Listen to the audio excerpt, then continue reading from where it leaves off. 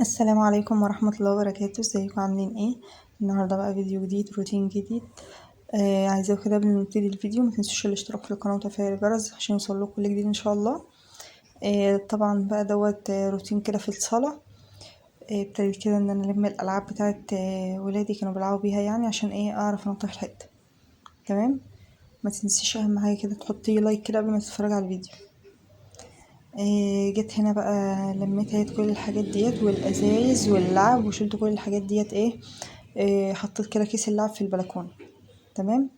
جيت هنا بقى ابتديت كده ان انا انفض الستاير عشان بتشيل تراب كتير من الجو، عشان احنا على شارع عمومي. حتى لو في الشتا برضو، يعني لما بيكون الجو شاتي التراب بيبقى هادي وكده، انما لما ما بيكونش في شتا والجو برد يعني، بس ما فيش شتا التراب عادي بيجي يعني، تلاقيه بيطرب الدنيا خالص ويبهدلها. تمام.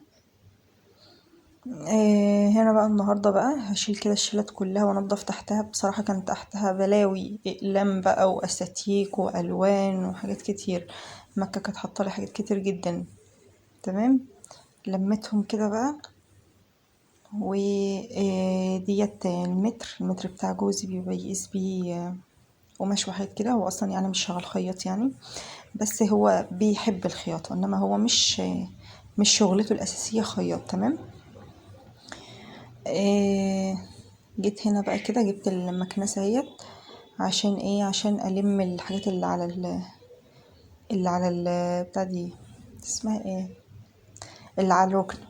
تمام. عشان ما انزلهمش على الارض كده وبهدلها. ابتديت كده بقى هو ادخل المكنسة كده في الحتت الصغيرة ديت، ولميت كل الحاجات اللي فيها، ولسه هنضف كمان الباقيين.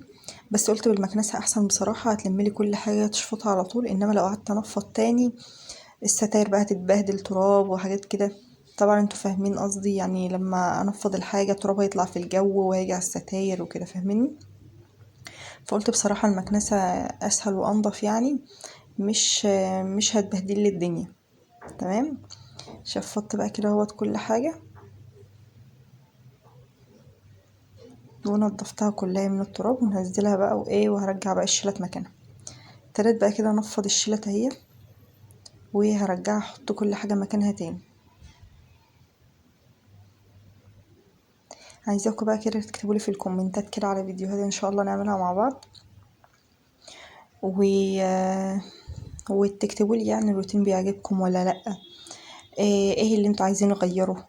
يعني عاوزيني مثلا، يعني ايه اللي في الروتين مثلا مش بيعجبكم عايزين نغيره كده، يعني فاهميني؟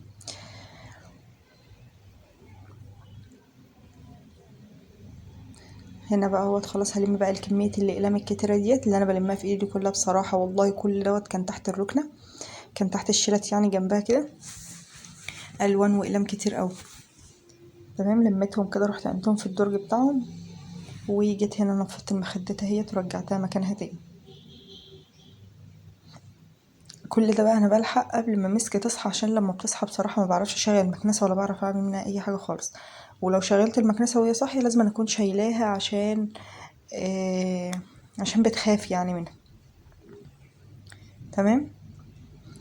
هنا بقى نفضت المفرش اهوت، وهمسح الترابيزه كده من تحت، وهشيلها بقى عشان ايه؟ عشان اعرف يعني انضف الارض. تمام.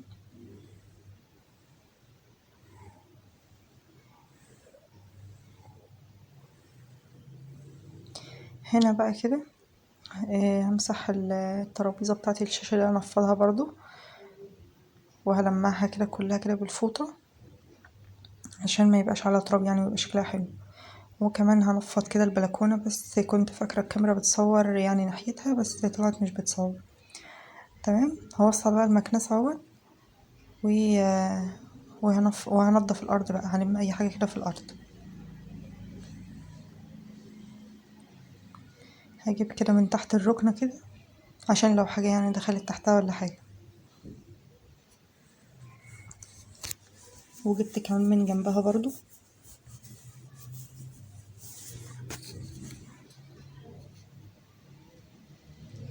عايزاكم بقى كده زي ما قلت لكم، لو الفيديوهات بتاعتي يعني بتعجبكم اكتبوا لي في الكومنتات، وبرضو لو مش بتعجبكم لو الفيديوهات مش بتعجبكم اكتبوا لي برضو في الكومنتات، يعني عشان ابقى عارفه اراء الناس وكده، واللي يعجبه الفيديو يكتب كومنت ويحط لايك عشان ابقى عارفه. تمام، يعني ما تبخلوش عليا باللايك.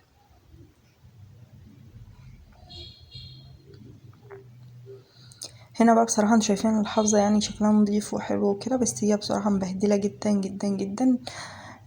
بقع بقى وحاجات، والعيال لما بتيجي تاكل وكده، فانا بس سايباها شويه وبعد كده هشيلها اغسلها. هي بصراحه غسيلها يعني بسيط يعني، هي بتتحط في الغساله عادي، بس انا برضو مبحبش احطها في الغساله. بحب يعني اغسلها على ايدي. تمام. هنا بقى خلاص اهوت خلصت، هرجع بقى الترابيزه كده في جنب كده، ما بحطهاش في النص. كنت بحطها في النص في الاول، بس دلوقتي بقى مسك بقى مش هينفع احطها في النص منها عشان بتتخبط فيها. كده بقى شكل الصاله اهوت خلاص. لسه بقى المروحه ديت محطوطه كده زي ما هي، لسه همسحها واعينها مكانها. هنا بقى الصاله تمام، ما فيهاش اي حاجه، نظيفه جدا ما فيهاش اي حاجه. كنت يعني منفضاها ومظبطاها، يعني ما فيهاش حاجه. قلت ايه امسح كده قصدي اشفط الارض. تمام، عشان لو فيها بس اي حاجه واقعه ولا كده. شفطتها كده على طول اهوت، والبلاط كمان وكل حاجه.